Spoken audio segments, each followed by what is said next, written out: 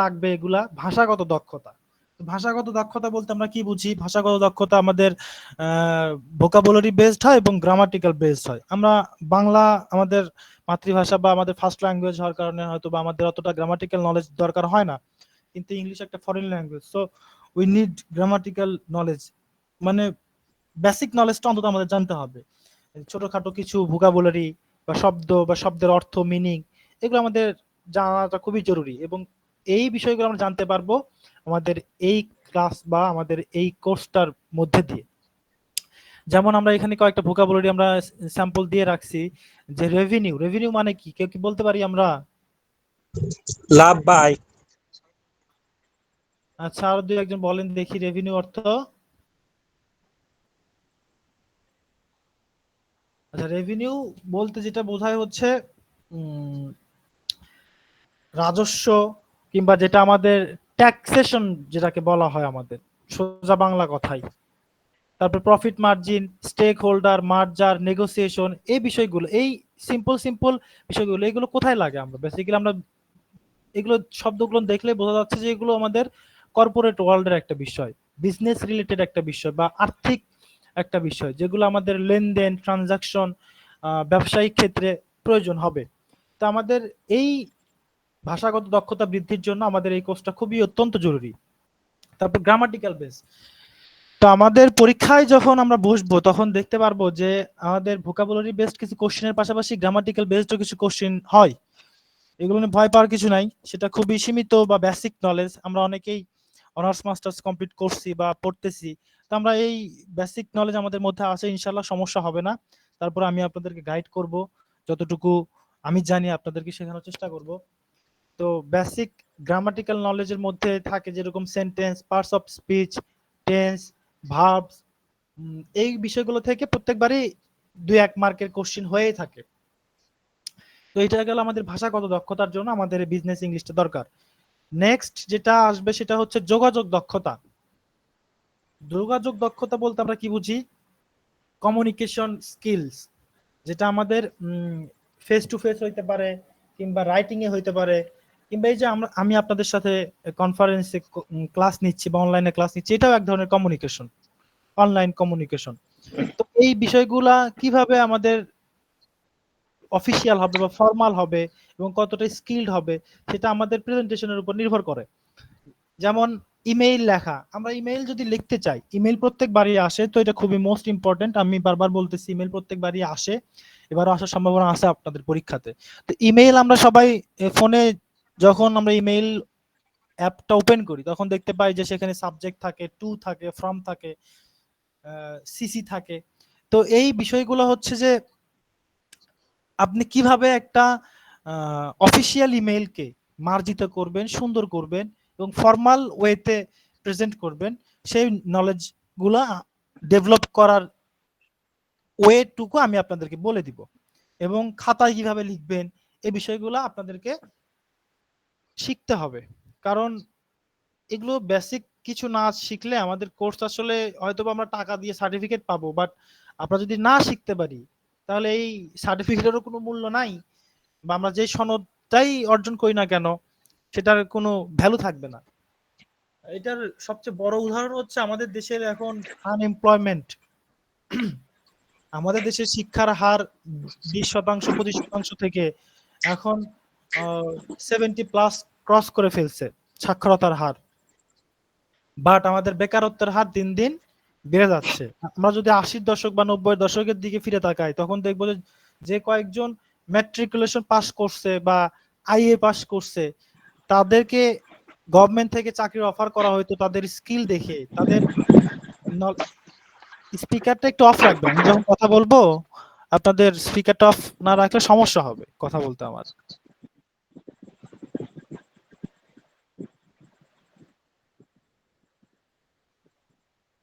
আচ্ছা, ধন্যবাদ। তো তখনকার দিনে কিন্তু আমাদের চাকরি বাকরির ক্ষেত্রে কি হইতো যে আমাদের ডেকে ডেকে চাকরি দিত, সরকারি চাকরি। আর এখন আমরা বেসরকারি চাকরি করতে গেলে আমাদেরকে দৌড়াদৌড়ি করতে হয়, আমরা সরকারি চাকরি তো পরের বিষয়। এটার কারণ হচ্ছে আমাদের শেখার যে বিষয়টা, আমরা পিছিয়ে আছি। আমরা শুধু সার্টিফিকেট অর্জন করতেছি, বাট আমরা নলেজ অর্জন করতে পারতেছি না। তো আমি আপনাদেরকে রিকোয়েস্ট করব যে আমরা যাতে শিখতে পারি বা আমাদের জানার পরিধিটা একটু বেশি হয়। তো যেখানে ছিলাম আমরা ইমেইল লেখার বিষয়টা, ইমেইল আমরা হয়তো বা ফোনে লিখতে পারতেছি, ফোনে একটা ফরম্যাট তৈরি করা থাকতেছে, বাট যখন আমরা সেটা খাতায় লিখবো বা পরীক্ষার খাতায় লিখবো তখন সেটার কিছু প্রসেস বা কিছু ওয়ে ফলো করতে হবে। তো এই বিষয়গুলো আমি আপনাদেরকে ইনস্ট্রাকশন দিব। এরপরে যেটা আসে সেটা হচ্ছে সংক্ষিপ্ত স্পষ্ট ভাষা, কনসাইজনেসটা, আপনি কিভাবে সংক্ষিপ্তভাবে আপনার প্রেজেন্টেশনকে সুন্দর করবেন, এই বিষয়গুলা আমরা এই ক্লাসের মাধ্যমে জানতে পারবো। তারপরে মিটিং এবং নেগোসিয়েশন স্কিলস, এটা খুবই ইম্পর্টেন্ট। আমরা দেখা যায় যে আমরা কোনো মিটিং এ গেলে বা কোনো নেগোসিয়েশনে পার্ট নিলে আমরা নিজেদেরকে ডিল করতে পারি না অন্যের সাথে। এটা সবচেয়ে আমি একটা আনফরচুনেট দিক বলি, যে আমাদের মধ্যে জড়তা কাজ করে, আমরা অনেক কিছু জানলেও আমরা সেটা বলতে পারি না। এটার কারণ হচ্ছে আমাদের সেই প্রেজেন্টেশন ক্যাপাবিলিটি থাকা সত্ত্বেও আমাদের সেটা চর্চার অভাব। তো কিছুদিন আগে আমরা এক বন্ধু অ্যারিস্টো ফার্মাতে ভাইভাতে অ্যাটেন্ড করছে, সে সবকিছুই ক্লিয়ারলি হয়েছে তার, কিন্তু ফাইনালি যখন তাকে ডিটেইলিং বা প্রেজেন্টেশনের কথা বলা হয়েছে সে প্রেজেন্ট করতে পারে নাই। তার পারফরমেন্স খুবই ভালো ছিল, মার্কেট পারফরমেন্সও খুবই ভালো, বাট প্রেজেন্টেশনের ক্ষেত্রে কি সে আটকে গেছে। তো এই বিষয়গুলো আমাদের কাটাইতে হবে যাতে আমরা অ্যাজ অ্যান এডুকেটেড পারসন প্রত্যেকটা সিচুয়েশনে গিয়ে আমরা কথা বলার মতো একটা সিচুয়েশনে ফেস করতে পারি, আমরা বলতে পারি কিছুটা। আচ্ছা, এরপরে রিপোর্ট ও অফিসিয়াল ডকুমেন্ট লেখা। এই রিপোর্ট এবং অফিসিয়াল ডকুমেন্টের বিষয় যেটা আমরা দেখি বিভিন্ন প্রতিবেদন তৈরি করতে হয় প্রাইভেট সেক্টর বা নন গভর্নমেন্টের যে কোনো সেক্টরে গেলে আমাদের একটা বিজনেস রিপোর্ট হোক বা অফিসিয়াল রিপোর্ট তৈরি করতে হয়। বিভিন্ন রকমের রিপোর্ট হইতে পারে, সেটা হইতে পারে প্রোগ্রেস রিপোর্ট, সেলস রিপোর্ট। আচ্ছা, আপনাদের কারো স্পিকার অন আছে, আপনি কাইন্ডলি একটু যদি স্পিকারটা অফ করে দিতেন আমার জন্য সুবিধা হতো। সাদ্দাম হোসাইন, আপনার স্পিকারটা অন। ওকে, ধন্যবাদ। তো ফরম্যাট এবং টোন, সেই রিপোর্টের টোন কিরকম হবে, ফরম্যাটটা কিরকম হবে, এই বিষয়গুলো আমাদেরকে জানতে হবে। তারপরে আসতেছে ব্যবহারিক ক্ষেত্র। ব্যবহারিক ক্ষেত্রটা কি, প্র্যাকটিক্যালি যেটা আমরা বলি, আমরা সিভি লিখতে পারি না, আমরা কম্পিউটারের দোকানে গিয়ে সিভি ফরম্যাট দেখে সেখানে শুধু নিজের ইনফরমেশন গুলো উঠায় দেই, কিন্তু আসলে বিষয়টা এরকম না। একটা অফিসিয়াল সিভি তৈরির বিষয়গুলো আমাদের যদি মিনিমাম নলেজ না থাকে তাহলে আমাদের শিক্ষা খুবই আমাদের জন্য দুর্ভাগ্যজনক। তো আমরা চেষ্টা করবো এই বিষয়গুলা আমাদের এই ক্লাসের মাধ্যমে আমি আপনাদেরকে শিখাইতে বা আমি যতটুকু জানি আপনাদেরকে জানাতে। আপনারা আমাকে হেল্প করবেন এবং কাইন্ডলি সবাই ফার্স্ট টু লাস্ট আমার ক্লাসে অন্তত আমি অ্যাটেন্ডেন্স চাই অ্যাটলিস্ট 80%। আজকে দেখলাম যে কেউ নাই ক্লাসে, খুবই অল্প সংখ্যক। এটা কিন্তু সমস্যা, আপনাদের ভাইভাতে গিয়ে এটা ইম্প্যাক্ট করবে আপনাদের। তারপরে যে ব্যবহারিক যে মার্ক গুলান এখানে ইম্প্যাক্ট করবে, আপনাদের রেজাল্ট হয়তো বা খারাপ হয়ে যাবে। তো আপনারা সবাইকে বলবেন গ্রুপে বা আপনাদের সাথে যাদের কমিউনিকেশন আছে যাতে ক্লাসগুলো অ্যাটেন্ড করা হয়। আই রিপিট, ক্লাসগুলো আপনারা অ্যাটেন্ড করবেন। তারপরে কিছু গুরুত্বপূর্ণ টার্মস ও এক্সপ্রেশন, এই যে টার্মস এবং এক্সপ্রেশন গুলো আমরা এই ক্লাসের মাধ্যমে শিখবো, যেমন ROI, return on investment, break even point, লাভ লোকসানের সন্ধিক্ষণ। তারপর আমাদের সবচেয়ে বহুল প্রচলিত ASAP, as soon as possible, আমরা সবাই বলি এটা মাঝে মাঝে। তো এই বিষয়গুলা আমরা কি করব, আমাদের এই ক্লাসের মাধ্যমে জানার চেষ্টা করব। তা আসেন আমরা এখন আমাদের যে সিলেবাস ওয়াইজ বা পরীক্ষার ফরম্যাট অনুযায়ী কিছু কিছু টপিক আমরা এক এক করে শিখব। প্রথমত আমরা যেটা বললাম গ্রামাটিক্যাল এবং ভাষাগত দক্ষতার যে বিষয়টা।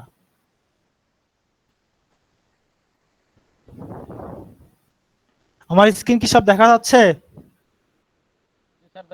জি স্যার, দেখা যাচ্ছে। তো এখানে কি লেখা আছে একটু পড়ে শোনান আমাকে। এটা Item and phrases. Idiom and A phrases. pieces of cake, very easy. Break আচ্ছা, the idiom, ice, start a conversation. Phrase and idiom. Idiom and phrases. তো ইডিয়াম ফ্রেজেস আমাদের দৈনন্দিন জীবনে আমাদের নলেজ টু কতটুকু ডিপ এটা এক্সপ্রেস করে এক কথায়। তো এইটা যখন আপনি খাতাতে ইউজ করবেন বা আপনার দৈনন্দিন জীবনে কমিউনিকেশনে ইউজ করবেন, তখন অপোজিট পারসন অটোমেটিক্যালি বুঝে যাবে যে আপনি কিছু হলেও জানেন। আর সবচেয়ে ইম্পর্টেন্ট যে বিষয়টা সেটা হচ্ছে যে ইডিয়ম এন্ড ফ্রেজ থেকে প্রত্যেক বছর আপনাদের পরীক্ষাতে মিনিমাম 2 মার্ক থাকে। গতবারের পরীক্ষাতে আমি দেখলাম 2 না 4টা ইডিয়ম ফ্রেজ দিয়ে রাখছে। 4টা মানে 4 মার্ক। 4 মার্কের 4টা এবং সেটা অর্থ সহ আপনাকে একটা সেন্টেন্স মেক করতে হবে। তো আমি এখানে ইডিয়ম ফ্রেজ দিয়ে রাখছি মোটামুটি 150, অর্থাৎ 150টা ইডিয়ম ফ্রেজ পড়লেই হয়ে যাবে এরকম না। তবে এখানে মোস্ট ইম্পর্টেন্ট ইডিয়ম ফ্রেজ আমি দিয়ে রাখছি যাতে আপনাদের পরীক্ষাতে এগুলোর মধ্যে থেকে আসবে, আই হোপ। এবং আপনারা চেষ্টা করবেন যাতে এই ইডিয়ম ফ্রেজ গুলা আপনাদের, যেহেতু সবাই ব্যস্ত তার মধ্যেই থাকেন, তারপরেও আমি পিডিএফ আপনাদের গ্রুপে শেয়ার করে দিব। পিডিএফ কালেক্ট করে কাজের ফাঁকে বা জার্নি করার ফাঁকে, বাসে আসেন, রিক্সায় আসেন বা পার্কে বা বসে আড্ডা দিচ্ছেন, দেখে নিলেন পিডিএফ ফাইল ফোনে রেখে দিয়ে। তো এগুলো আপনাদের দৈনন্দিন জীবনেও কাজে লাগবে এবং আপনাদের পরীক্ষাতে, আমি বারবার বলে দিচ্ছি, পরীক্ষাতে এখান থেকে মিনিমাম 2 মার্ক আসবে। গতবার 4 মার্ক আসছে। আশা করি আপনারা বুঝতে পারছেন এটার স্যার এই ইম্পর্টেন্সটা। বাংলা মিনিংটা কি ইংলিশ ফরম্যাটে পড়বো নাকি বাংলা আচ্ছা, বাংলা আমি পড়বো? আমি এখন এই বিষয়টা ক্লিয়ার করি। বাংলাতে লিখবেন না ইংলিশে লিখবেন? আপনাকে ওখানে দিয়ে রাখবে আপনার কোশ্চেন পেপারে যে make sentence with this idiom and phrases, এইভাবেও থাকতে পারে কিংবা এভাবেও থাকতে পারে write the meaning of the idiom and phrases and make sentences with them. অর্থাৎ শুধু অর্থ সহ বাক্য তৈরি করতে হতে পারে কিংবা শুধু বাক্য তৈরি করা হতে পারে। তো আপনার যেহেতু সাবজেক্ট এটা ইংলিশ, তা আপনারা ট্রাই করবেন যে ইংলিশে অর্থটুকু লেখার। যদি কেউ বা এনি চান্স না লিখতে পারেন, বাংলা লিখে দিয়ে আসবেন, কোনো সমস্যা নেই। তবে সেই ক্ষেত্রে যে বাংলা লিখবে আর যে ইংলিশ লিখবে তার মধ্যে তো পরীক্ষক যে খাতা দেখবেন, এটা অবশ্যই একটা না একটা ডিফার করবে, যে কে জানে বেশি, এটা তো বুঝতে পারবেন। যদিও ইংলিশ সাবজেক্ট, আপনারা চেষ্টা করবেন ইংলিশে আনসার করার, ইংলিশে মিনিংটুকু লেখার। Am I clear? জি স্যার, বুঝতে পারছি ইংলিশে লিখবো, কিন্তু পড়ার সময় কি আমরা বাংলায় মেমোরাইজ করবো নাকি ইংলিশটাই মেমোরাইজ করবো? মেমোরাইজের বিষয়টা আপনি যেভাবে আপনি কমফোর্টেবল হন। আপনি এ পিস অফ কেক মানে হচ্ছে সহজ বিষয়, সহজ সাধ্য বিষয়। এটাকে যদি আপনি ভেরি ইজি দিয়ে মনে রাখতে পারেন, সেটা দিয়ে মেমোরাইজ করেন। আর যদি আপনি সহজ দিয়ে শুধু মনে রাখা সহজ হয়, তাহলে সহজ দিয়ে মনে রাখেন। এটা কোনো ম্যাটার করে নাই, আপনি যেভাবে জি স্যার, কমফোর্টেবল বুঝতে হবেন পারছি। মেমোরাইজ করতে। আপনার প্রেজেন্টেশন আমি এখানে খুবই সহজ সহজ অর্থ দিয়ে রাখছি যাতে আপনাদের বুঝতে কোনো সমস্যা না হয়, যেটা আপনার বাংলা করতে পারবেন। তো আসেন আমরা একটু এগুলো দেখি। তো এখানে কি বলা হয়েছে? A piece of cake. A piece of cake মানে হচ্ছে, আমি এখানে লিখে রাখছি ভেরি ইজি, মানে খুবই সহজ বা সহজ সাধ্য কোনো বিষয়। তো আপনাদের মধ্যে যে কোনো একজন এটা দিয়ে একটা সেন্টেন্স তৈরি করেন। কে তৈরি করবেন? আচ্ছা, আমি স্যার নাম, আমি ট্রাই করতে চাই। হ্যাঁ অবশ্যই অবশ্যই ট্রাই করতে হবে, ভয় পাওয়ার কিছু না। আমি কি আপনাদেরকে অনলাইনে এখান থেকে মারতে পারবো বলেন তো? না স্যার। তাহলে আপনারা আমার অনেক সিনিয়র আছেন, ভাই আছেন, বোন আছেন, জুনিয়ররা অনেকে আছেন। তো কোনো হেজিটেশনে ভোগার কিছু নাই। আমরা স্যার ওই সেন্টেন্স তৈরি করার সময় কি আমি পিস অফ কেক বলবো নাকি ভেরি ইজি বলবো? অবশ্যই পিস অফ কেক বলবেন।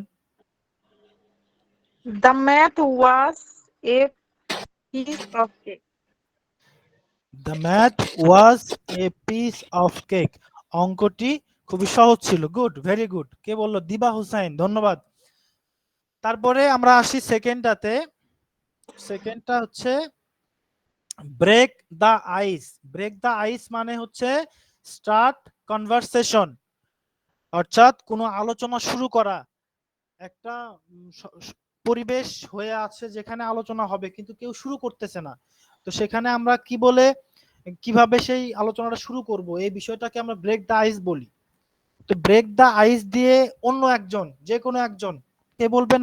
নাম বলবেন প্রথমে, তারপরে বাক্যটা বলবেন। Let's go start a conversation. আচ্ছা, আমি আবারও বলছি যে আপনারা ইডিএমটা দিয়েই বাক্য তৈরি করবেন, নট উইথ দ্য মিনিংটা দিয়ে নয়, ইডিএমটা দিয়ে বাক্য তৈরি করবেন। স্যার আমি কি বলতে পারবো দিবা হোসেন? হ্যাঁ, নাম বলবেন। প্রথম কথা হচ্ছে উত্তর করার আগে আপনারা নাম বলবেন যে আমি অমুক বলতেছি, দেন আপনারা আনসারটুকু করবেন। প্লিজ বলেন। Sir mister Rahman please break the ice. আচ্ছা, mister Rahman please break the ice. Mister Rahman আপনি আলোচনাটি শুরু করুন। তা আমরা এইভাবে বলতে পারি, the boy broke the ice. খুব ইজি একটা বাক্য। The boy broke the ice. আমি ব্রোক কেন বললাম? ব্রেকের পাস্ট ফর্ম কি? বরক। ব্রোক। আমি কি বললাম? দ্য বয় ব্রোক দ্য আইস। ছেলেটি একটি আলোচনা শুরু করেছিল। ক্লিয়ার? বোঝা গেছে তো? কে কে বুঝতে পারেন নাই বলেন। হ্যালো। জি স্যার, বুঝতে পারছি। ওকে, ধন্যবাদ। তারপরে আমরা আসছি হিট দ্য স্যাক।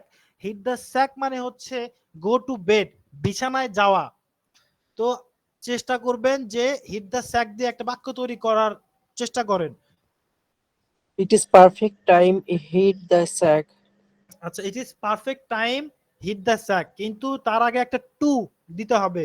এখানে হিটটা ইউজ করা হচ্ছে ভার্ব হিসেবে, তো তার আগে একটা টু দিতে হবে, কারণ জি এটাকে স্যার, ইট ইজ ইনফিনিটিভ করতে পারফেক্ট হবে। Time go hit the sack. এটা হচ্ছে বিছানায় যাওয়ার উপযুক্ত সময়। এক্সিলেন্ট, খুবই সুন্দর। তারপরে নেক্সটটা আসি আমরা, আন্ডার দ্য ওয়েদার। আমরা এগুলো যখন এই যে আলোচনা করতেছি, আমি তো পিডিএফ চাইলে আপনাদেরকে দিয়ে দিতে পারি, কিন্তু যখন আমি আলোচনা করব একটা একটা করে অর্থ বুঝাই দিব, ব্যাখ্যা করে দিব, আপনাদের এটা মনে থাকবে, মেমোরাইজেশনের জন্য এটা খুবই ইজি হবে। তারপর under the weather. Under the weather শব্দের অর্থ হচ্ছে feeling sick. Under the weather মানে হচ্ছে অসুস্থ হওয়া বা অসুস্থতা অনুভব করা। My grandparents under the weather at last night. At last night. আচ্ছা, দ্য গার্ল। My আচ্ছা, grandparents my grand under the parents. weather last night. আচ্ছা, মাই grand parents under the weather. আচ্ছা, আন্ডার দ্য ওয়েদার এটা হচ্ছে কি? আমরা যেহেতু idiom phrase পড়তেছি, আমাদের মনে রাখতে হবে এটা একটা হচ্ছে ফ্রেজ। তো ফ্রেজটা এখানে কি আপনি ইউজ করতেছেন? অ্যাডভার্বিয়াল ফ্রেজ হিসেবে।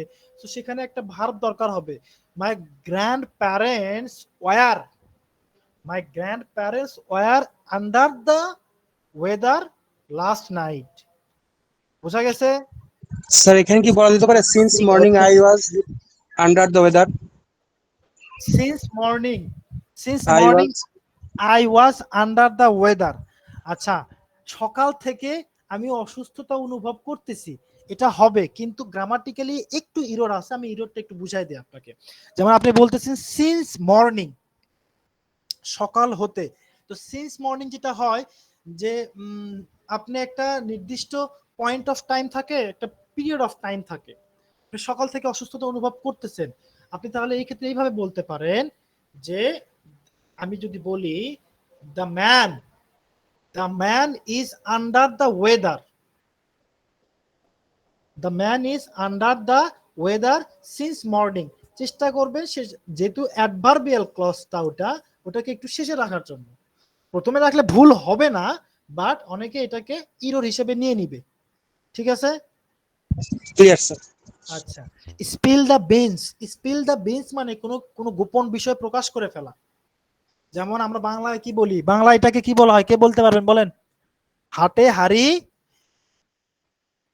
ভাঙা নাকি? আমরা যখন বলি যে হাটে হাড়ি ভাঙো, মানে কারো কোনো গোপন বিষয় প্রকাশ করে দেওয়া, এটাকে ইংলিশে বলা হয় হচ্ছে spill the beans, reveal a secret, কোনো গোপন বিষয় প্রকাশ করা। তো এটাতে যদি একটা বাক্য তৈরি করতে চাই, তাহলে কিভাবে বাক্য তৈরি করতে পারবো? একজন বলেন। He threat me. All time, he all time spill the brand of any any anything by any subject. আচ্ছা, আপনি আপনি আপনি কে বলতেছেন? একটু নামটা বলবেন। Yes, in Jamatar. আচ্ছা, আপনি সব সময় ভাব মিসিং করতেছেন, মিস করে ফেলতেছেন। ভার্ব মিস স্যার করা যাবে এখানে না। সবগুলাই কি স্যার অ্যাডভার্বাল ফ্রেজ এই আচ্ছা, adverbial phrase doesn't matter. English বাক্য তৈরি করার জন্য কোনো কিছু লাগুক না লাগুক আপনার একটা ভার্ব দরকার হবে। স্যার এগুলো স্যার কি এটা কি ভার্বের এভাবে বলা জন্য যেতে ব্যবহার পারে? করা ছিল, যেমন 3 নম্বরটা? হ্যাঁ, কে যেন বলতেছিলেন? স্যার আমি হাফিজুর, আমি বলতে চাচ্ছিলাম স্যার এটা কি এভাবে বলা যেতে পারে, হি always threat me spill the beans, he always threat me treat spill the me. Beans. আচ্ছা, যেহেতু স্পিল একটা ভার্ব, আপনি he always treat me, say treat একটা ভার্ব দিয়ে ফেলছেন, তো আমাদের threat threat grammatical sir, threat বুঝি হুমকি। থ্রেট। জি হি স্যার। অলওয়েজ থ্রেট মি, সে আমাকে সবসময় হুমকি দেয়, যেহেতু ভার্ব একটা ইউজ করছেন, তো according to the grammatical rules second ভার্বে গিয়ে ভার্বের সাথে আইনজি যুক্ত করে দিতে হবে।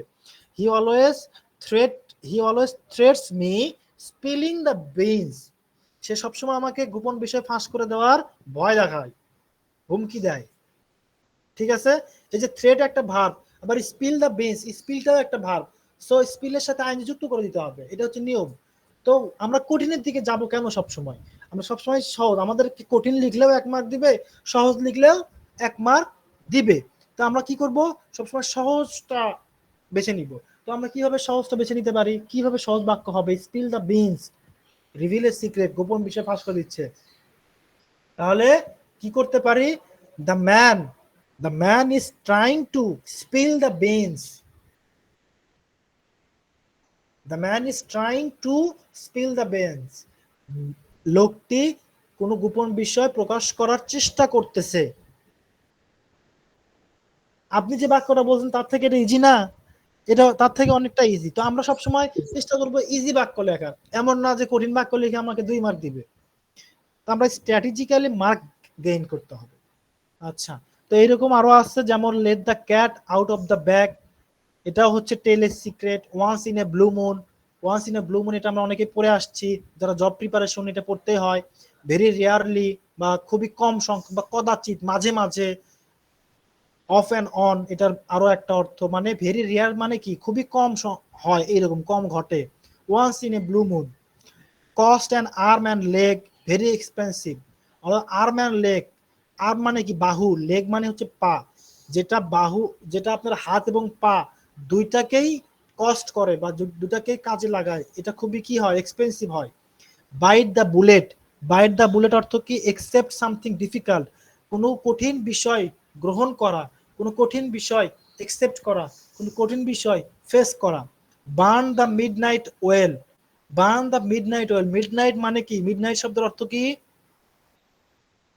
মধ্যরাত। আচ্ছা, মধ্যরাতে তেল ফুরানো, বার্ন মানে হচ্ছে ফুরানো বা পুরানো।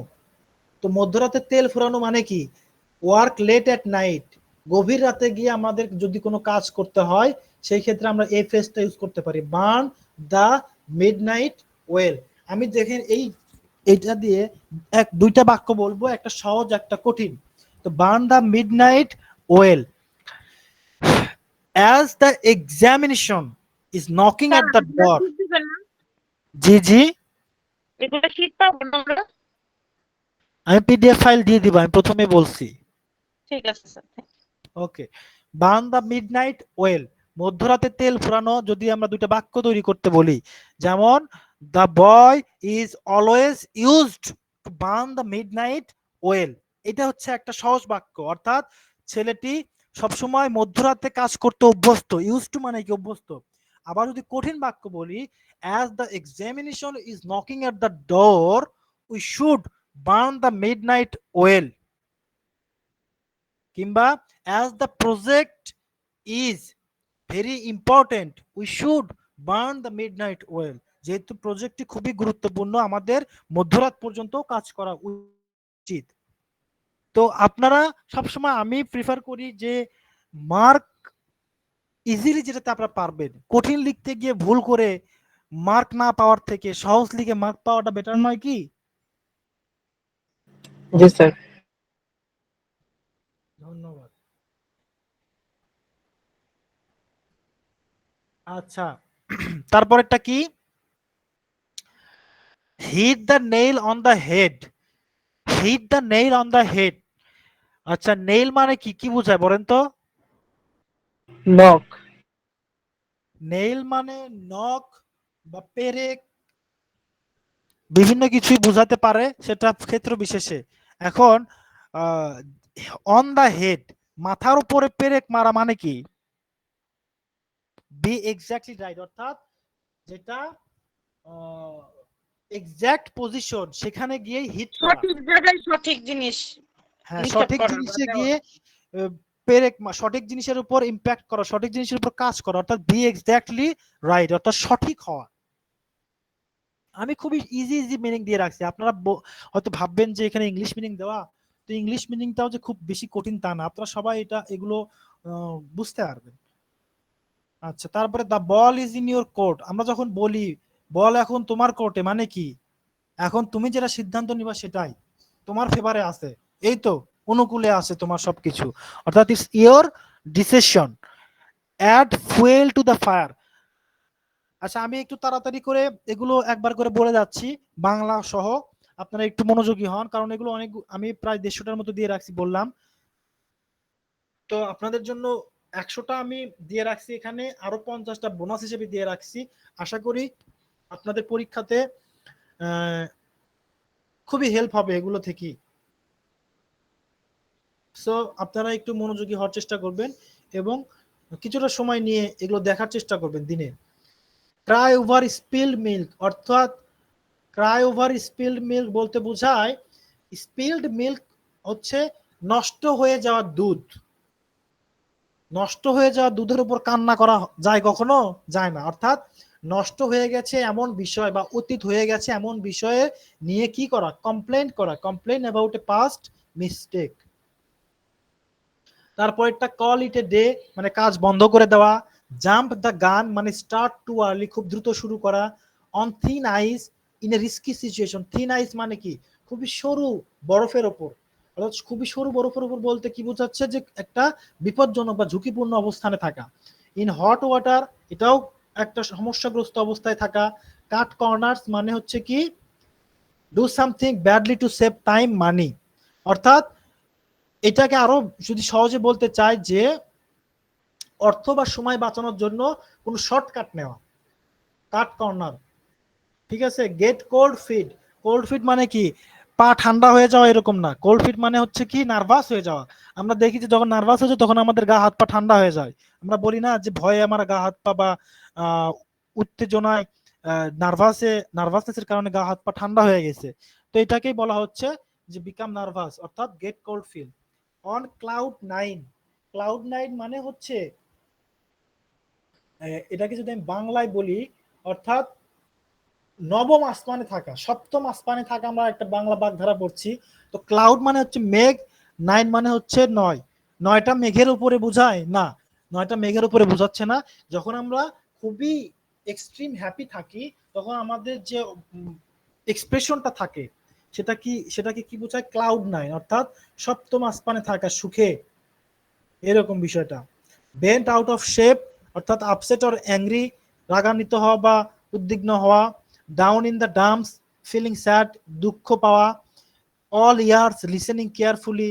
তারপর বাটারফ্লাইস ইন ইউর স্টোমাক, অর্থাৎ নার্ভাস ফিল করা, অর্থাৎ পেটের মধ্যে কি কখন প্রজাপতি যায়? যায় না, কিন্তু যখন আমরা নার্ভাস ফিল করি তখন মনে হচ্ছে যে আমাদের পেটের মধ্যে অনেক কিছু বা হচ্ছে এরকম। তারপরে hit the roof, become very angry, blow off steam, release anger or stress, অর্থাৎ রাগ কিংবা আপনার উত্তেজনা বলেন, স্ট্রেস বলেন, ক্লান্তি বের করে দেওয়া। কিপ ইউর কুল, অর্থাৎ স্টে কাম, শান্ত থাকা। গ্রিন উইথ এনভি, এনভি মানে হিংসা করে, এটা আমরা জানি। জেলাস হওয়া।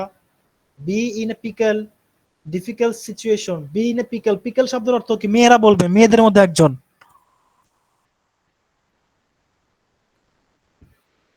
পিকেল শব্দের অর্থ কি? মেয়েদের মধ্যে একজন বলেন।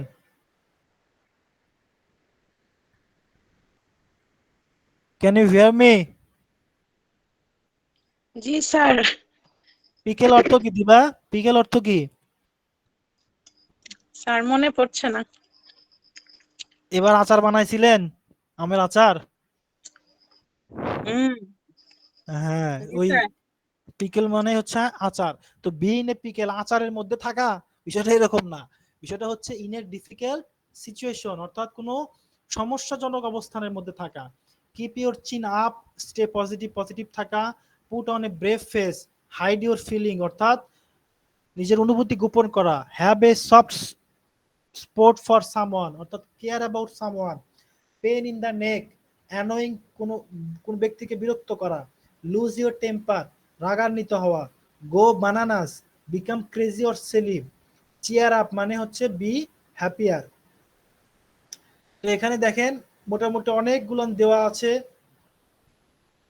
আমি কি সবগুলোর অর্থ বলে দিব বাংলাতে, নাকি আপনারা বুঝতে পারবেন?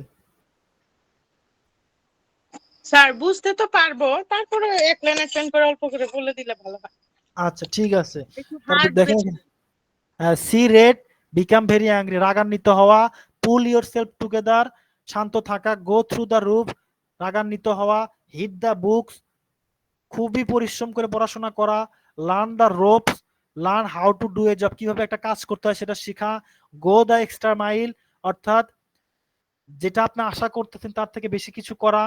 Think outside the box, be creative, অর্থাৎ আউটসাইড দ্য বক্স, সৃজনশীল হওয়া। আপনি যে সিচুয়েশনে আসেন সেখান থেকে বের হয়ে গিয়ে নিজের মতো করে কিছু করা। আউটসাইড দ্য বক্স, বক্সের বাইরে গিয়ে কিছু করা। পুল অ্যান্ড অল নাইটার, অর্থাৎ stay up all night studying working, অর্থাৎ রাত জেগে কি করা, পড়াশোনা করা, কাজ করা। In the loop, well informed. Out of the loop, not informed.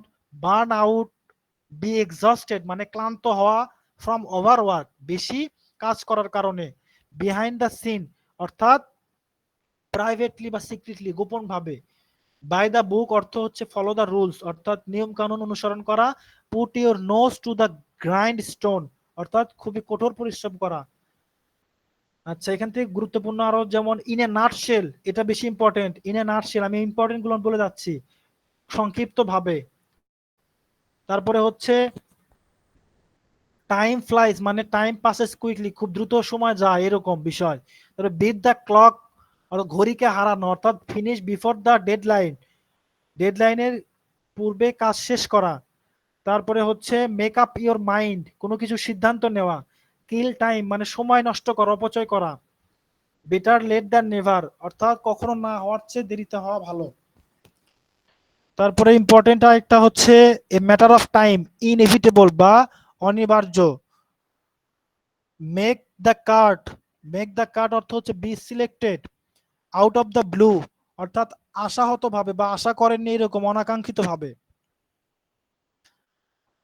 তারপরে কিক দ্য বাকেট, এটা খুব ইম্পর্টেন্ট, মারা যাওয়া। নাও আর নেভার, এখন অথবা কখনো না। নাও আর নেভার নামে একটা বই আছে, এটা জানেন? কেউ পড়ছেন? না স্যার।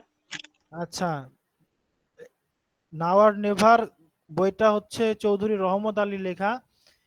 এই বইটাতে সর্বপ্রথম পাকিস্তান নামক শব্দটা ইউজ করা হয়, বিষয়টা জেনে রাখবেন। Fish out of water, fish out of water মানে হচ্ছে আউট অফ প্লেস, মানে হচ্ছে আনসুইটেবল বা অনাকাঙ্ক্ষিত কোনো জায়গায় থাকা বা অপ্রীতিকর কোনো পজিশনে থাকা। তারপরে হচ্ছে নেক্সট, এই যে দেখেন আপনাদের জন্য আমি বোনাস দিয়ে রাখছি। বোনাস, বোনাসগুলো সবচেয়ে মোস্ট ইম্পর্টেন্ট দিয়ে রাখছি এই কারণে যাতে আপনারা নিচের দিকে প্রথমগুলো পড়ে আসে নিচেও পড়েন। এখানে যে 50টা আমি দিয়ে রাখছি, এই 50টার মধ্যে থেকেই আপনারা 4টা কমন পেয়ে যেতে পারেন। তো আমি ইনশাআল্লাহ পেয়ে যাবেন। 4টা না পেলে অন্তত 2টা তো পাবেনই, আর উপরের গুলো থেকেও পেয়ে যাবেন। তো এই বিষয়গুলো লাইটলি নেওয়ার কিছু নেই, হালকা ভাবে নেবেন না। পড়াশোনা ফাঁকে ফাঁকে এগুলো শেষ করে রাখবেন। A bed of roses, a bed of rose মানে কি, পুষ্পসজ্জা। পুষ্পসজ্জা বলতে কি বোঝায়? Pleasant situation. এখানে একটা বাক্য দিয়ে রাখছি, life is not always a bed of roses, জীবন সবসময় পুষ্পসজ্জা নয়, জীবন কি খুবই কঠিন। এ ব্ল্যাক শিপ, কুলাঙ্গার। A castle in the air, আকাশ কুসুম কল্পনা। Foolish dream, fantasy. A cock and bull story, আজগুবি গল্প। False or unbelievable tale. A far cry, great difference. Fish out of water, uncomfortable or a new place, through thick and thin, under all circumstances, এগুলো আপনাদের পরীক্ষার খাতায় যদি এগুলো use করেন, প্যারাগ্রাফের মধ্যে হোক, ইমেইলের মধ্যে হোক, তখনও আপনার মার্ক বেশি হবে, বাড়বে নর্মাল লেখার থেকে। আবার যখন এগুলো আপনি দৈনন্দিন জীবনে ইউজ করবেন, তখনও আপনার অ্যাপ্রোচটা অন্যরকম হবে। স্যার এই ওয়ার্ডগুলো যখন আমরা ব্যবহার করব তখন এমন হতে পারে না যে স্যার এটা ভুল মনে করবেন? কে ভুল মনে করবে? কে ভুল মনে করবে একটু যাকে ক্লিয়ার। বলতেছি আমি যদি কনভারসেশন করি সে ভুল মনে করতে পারে কিনা? আচ্ছা, যার সাথে কনভারসেশন করতেছেন, এখন আমি যদি এই কথা বলি, আমি কাউকে ডিমিন করতেছি না। আপনি যদি একজন গ্রামের একজন মুরব্বীকে যে পড়াশোনা করেনি, তাকে গিয়ে যদি আপনি ত্রিকোণমিতি পরিমিতি শিখাতে চান, সেটা কি খুবই সুন্দর দেখাবে? দেখাবে না। তো আপনাকে জানতে হবে কোথায় কি ব্যবহার করতে হয়। অ্যাজ এন এডুকেটেড পারসন, একজন শিক্ষিত ব্যক্তি হিসেবে আপনি কোথায় কখন কি কথা বলতে হবে, কার সঙ্গে কিভাবে অ্যাপ্রোচ করতে হবে, কার সঙ্গে কি ব্যবহার করতে হবে, আপনি কার সঙ্গে ইডিয়ম ফ্রেজে ইউজ করবেন, কার সঙ্গে ক্লাসিক্যাল বাংলাতে কথা বলবেন, কার সাথে লোকাল বাংলাতে জার্গনে কথা বলবেন, সেটা আপনি ডিসাইড করতে শিখতে হবে। তা আমি যদি এখন বলি যে আমাদের গ্রামে যারা তারা শিক্ষার সুযোগ পায়নি, তাদের কাছে গিয়ে যদি আমি বলি যে you are a black sheep, সে বুঝবে না, সে হাসবে। বিষয়টা তাই নয় কি? তো যে বুঝতে পারবে আপনি তার সঙ্গে সেই কথাটুকু বলতে হবে। যেমন আমি আপনাদেরকে বোঝানোর চেষ্টা করতেছি, আপনারা বুঝবেন বলে আপনাদেরকে বোঝানোর চেষ্টা করতেছি। আপনারা এখানে শিখতে আসছেন কেন? আপনারা শেখা ডিজার্ভ করেন বা শিখতে পারবেন বলে এখানে আসছেন, অন্য কেউ কিন্তু এখানে আসেন নাই। আই থিঙ্ক আমি ক্লিয়ার, বিষয়টা বুঝাইতে পারছি? জি স্যার। তো এগুলো কখন কাজে লাগবে আমি প্রথমে বলে আসছি, যখন আপনি বিজনেস কমিউনিকেশনে যাবেন, বিজনেস রাইটিং এ যাবেন, এগুলো তখনকার জন্য এগুলো হচ্ছে সবচেয়ে গুরুত্বপূর্ণ হয়ে দেখা দিবে। আপনার নলেজটাকে তাদের সামনে প্রেজেন্ট করার জন্য, যে আপনি কতটুকু জানেন। তো আপনি কতটুকু জানেন সেটা কার সামনে প্রেজেন্ট করবেন? যে জানে। যে জানে না তার সামনে তো আপনি কতটুকু জানেন সেটা প্রেজেন্ট করে তো লাভ নেই। সে সেটা ইভ্যালুয়েট করতে পারবে না, মূল্যায়ন করতে পারবে না। স্যার আমাদের মান বন্টন বা এই টপিক থেকে কি কি আইটেম আসবে একটু যদি বলতেন। আমি এটা শেষ করে বলি। ঠিক আছে স্যার। ওকে, তারপর দেখেন ব্ল্যাক এন্ড হোয়াইট মানে হচ্ছে লিখিত ভাবে, ফিউ এন্ড ফার বিটুইন মানে হচ্ছে রেয়ার, গেট অ্যাওয়ে উইথ মানে হচ্ছে কোনো কিছু থেকে মুক্তি পাওয়া বা পানিশমেন্ট থেকে পলানো, অ্যাট স্টেক এখানে যে 50টা দেওয়া আছে খুবই ইম্পর্টেন্ট। গিভ ইন মানে হচ্ছে সারেন্ডার করা, বশ্যতা স্বীকার করা। উইথ এ ভিউ টু মানে হচ্ছে উদ্দেশ্য। থ্রো কোল্ড ওয়াটার মানে কাউকে অনুৎসাহিত করা বা কাউকে নিরুৎসাহিত করা। কালপেবল হোমিসাইড মানে হচ্ছে ক্রিমিনাল কিলিং। তো এটা নিয়ে একটু কনফ্লিক্ট আছে। কালপেবল হোমিসাইড আমাদের যদি জুডিশিয়ারি ধারাতে যাই, কালপেবল হোমিসাইড মানে হত্যাযোগ্য শাস্তি এরকম না, হত্যার চেষ্টা করা হয়েছে কিন্তু হত্যা করা হয়নি এরকম বলা আছে, কিন্তু অনেক সময় বলা হয় যে ক্রিমিনাল কিলিং বা মার্ডার যাকে বলা হয়। বার্নিং ইস্যু, বার্নিং ইস্যু মানে হচ্ছে খুবই গুরুত্বপূর্ণ বিষয় বা যেটা হচ্ছে সবচেয়ে আলোচিত বিষয়। রেড হ্যান্ডেড মানে কি হাতে নাতে। রান শর্ট অফ মানে ফুরিয়ে যাওয়া। লুক ইনটু মানে তদন্ত করা, ইনভেস্টিগেট করা। টেক আফটার মানে হচ্ছে কারো রকম হওয়া। যেমন যদি বলি the boy takes after his father, ছেলেটি তার বাবার মতো দেখতে। টু বেল দ্য ক্যাট অর্থাৎ কোনো ডিফিকাল্ট বা রিস্কি টাস্ক নেওয়া, করার চেষ্টা করা। Storm in a teacup অর্থাৎ সামান্য বিষয় থেকে উত্তেজনা সৃষ্টি হওয়া। টু অ্যান্ড ফ্রো মানে ব্যাক অ্যান্ড ফোর্থ মানে এদিক সেদিক। তারপরে স্কেপ গড মানে হচ্ছে বলির পাঠা, অর্থাৎ একজনের দোষ আরেকজনকে দিয়ে দেওয়ার ক্ষেত্রে আমরা এটা বলি। শর্টকাট মানে হচ্ছে কুইকার রুট, অর্থাৎ আমরা উপর দিকে একটা পড়ে আসছি কাট কর্নার। স্টেপ বাই স্টেপ মানে হচ্ছে কি গ্র্যাজুয়ালি। টপ টু বটম মানে হচ্ছে সম্পূর্ণভাবে থ্রোলি। স্লো অ্যান্ড স্টিডি মানে ক্যাম অ্যান্ড ডিপেন্ডেবল প্রোগ্রেস। সিনেডাই এটা হচ্ছে উইথাউট ডিফাইনিং এ ডেট, ইনডিফিনিটলি মানে অনির্দিষ্টভাবে। অর্থাৎ এটাকে বলা হয় হচ্ছে অনির্দিষ্টভাবে কোনো কাজ করতে করতে করতে করতে মারা যাওয়ার যখন উপক্রম হয় তখন আমরা এটাকে বলি সিনেডাই। স্কিন অ্যান্ড বোন মানে এক্সট্রিমলি থিন, খুবই সরু, বা স্কিন অ্যান্ড বোন এক্সট্রিমলি থিন। তো এখানে টোটাল 150টা দেওয়া আছে, আমি গ্রুপে আপলোড করে দিব বা আপনারা পেয়ে যাবেন, আপনারা অবশ্যই এগুলো দেখবেন।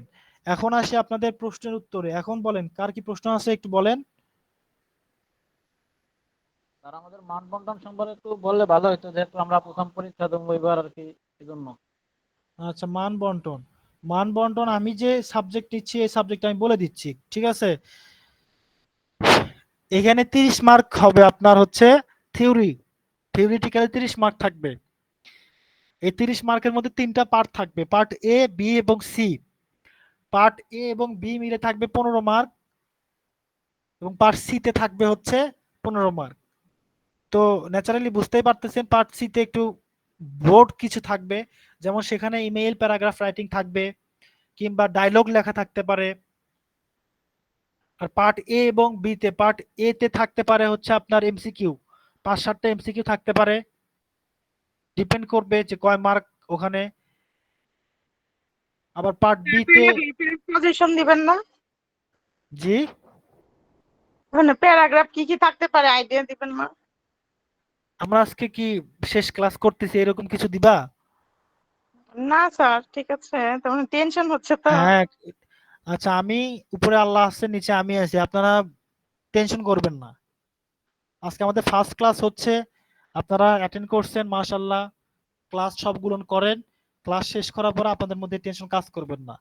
কিন্তু যদি ক্লাস না করেন তাহলে পরীক্ষার দিনে গিয়েও টেনশন কাজ করবে, সেটা আমি আগে বলে দিলাম। যদি ক্লাস করেন আমি সবকিছু দিব আপনাদেরকে, সব রকম হেল্প করব, সেটা বুঝায় হোক, সাজেশনে হোক, প্যারাগ্রাফ কি কি আসবে, কোত্থেকে আসতে পারে, সব রকম ভাবে হেল্প করার চেষ্টা করব। কিন্তু যদি ফাঁকিবাজি করেন যে ক্লাস অ্যাটেন্ড করব না, শুধু সাজেশন নিব, পিডিএফ ফাইল ডাউনলোড করে নিব, তাহলে কিন্তু সমস্যা।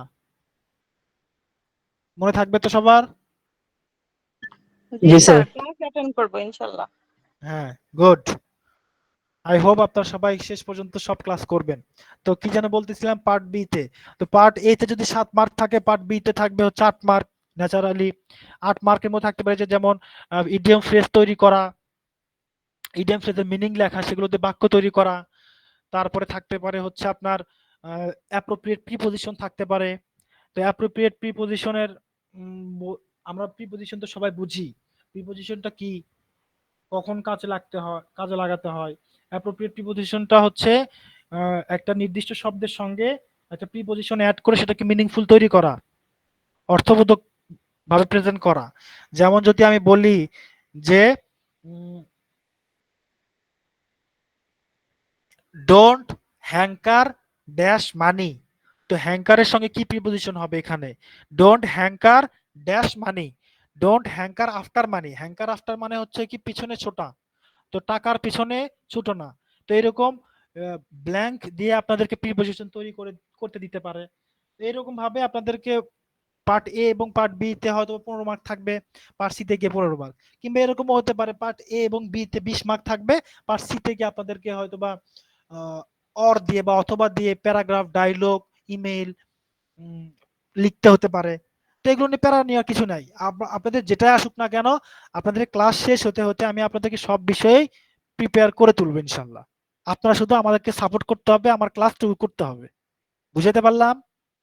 স্যার তো আমরা কি আজকে প্রিপজিশনে যাব? সবার কি মতামত?